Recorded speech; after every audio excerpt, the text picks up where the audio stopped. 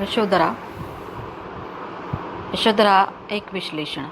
यशोधरा की कथा के मूल में महात्मा बुद्ध के महाभी निष्क्रमण प्रसंग, यशोधरा के मन की भाव तरंगे, विस्मृता यशोधरा की अनुभूतियाँ, विरह वेदना के चित्र के माध्यम से यशोधरा को प्रतिष्ठित करने का श्रेय गुप्त जी को है।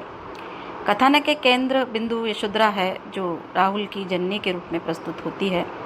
यशोधरा में गुप्त जी ने कथा को अपनी कल्पना से सूत्रबद्ध कर इस खंड काव्य की रचना की है।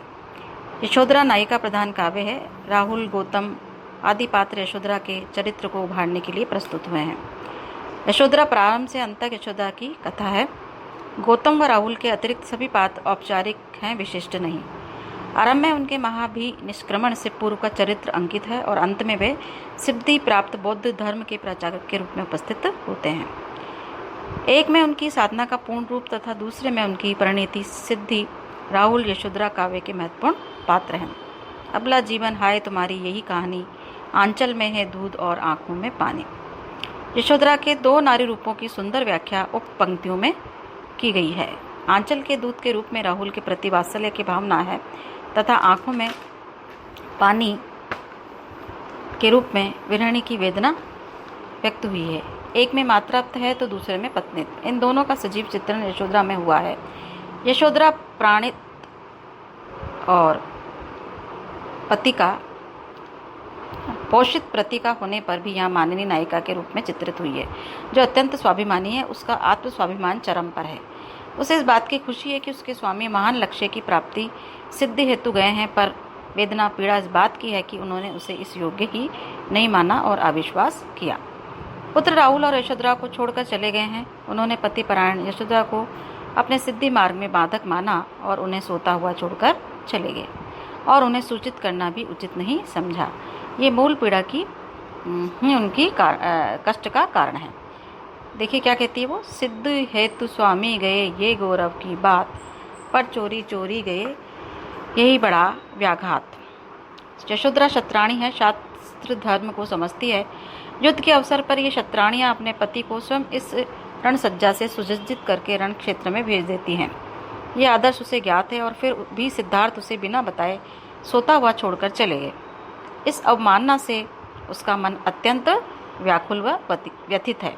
वह कहती है, स्वयं सुसज्जित करके क्षण में प्रियतम को प्राणों के पण में हमें भेज देती है रण में, क्षात्र धर्म के नाते सखी वे मुझसे कहकर जाते। यशोधरा का ये प्रसंग माननीय यशोधरा के विरह की वेदना का भी स्वाभाविक वर्णन यशोधरा में मिलता है और अपने भीतर की व्याकुलता करुणा के क्रंदन को पीने वाली आदर्श नारी यशोधरा है। उसके मन में प्रिय से मिलन की अभिलाषा है। वह कई बार विगत स्मृतियों के साथ पीड़ा व्यक्त करती है। प्रिय की चिंता उसकी वेदना को बढ़ा देती है। यशोधरा की पीड़ा वेदना, उन्माद व प्रलाप का अंकन भी गुप्त जी ने बड़ी सूक्ष्मता से किया है।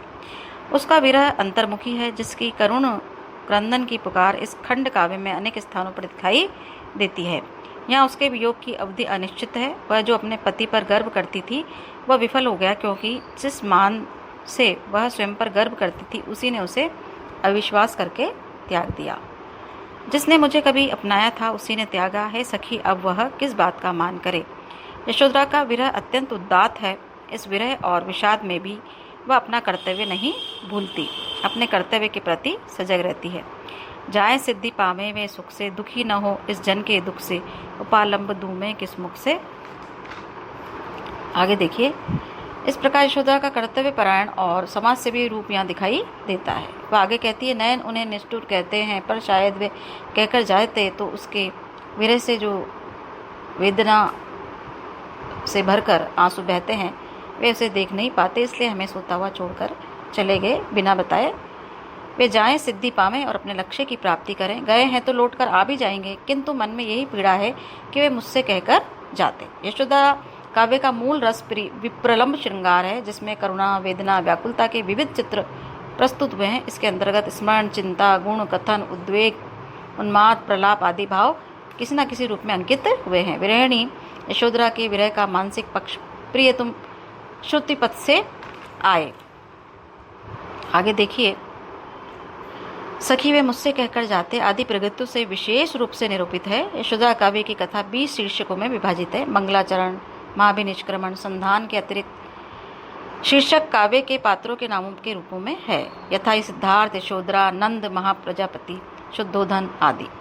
प्रकृति की दृष्टि से भी यशोधरा गुप्त जी के साहित्य में विशिष्ट महत्व रखती है। यशोधरा के सर्व प्रकृति में अपना दुख प्रतिबिंबित मिलता है। भावाक्षेप द्वारा कवि ने प्रकृति को सम दुखिनी के रूप में चित्रित किया है और प्रकृति के माध्यम से कई स्थानों पर यशोधरा की संवेदना, उदारता व सहिष्णुता भी प्रकट हुई है।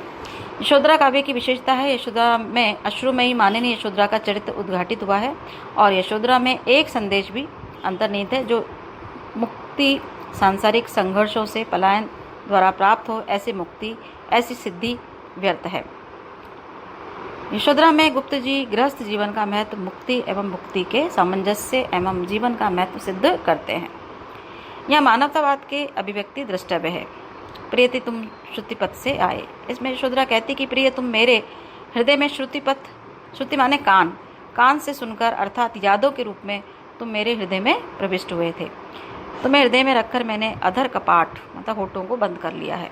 फिर भी मेरे हास परिहास तुम्हें क्या बांध पाएंगे, अर्थात नहीं, तुम तो दृष्टि मार्ग से निकल गए, अर्थात ओझल हो गए आंखों के आगे से। और यशोधरा अब क्या कहे, अब कुछ भी कहना व्यर्थ है, क्योंकि तुम अब हमें छोड़कर चले गए हो।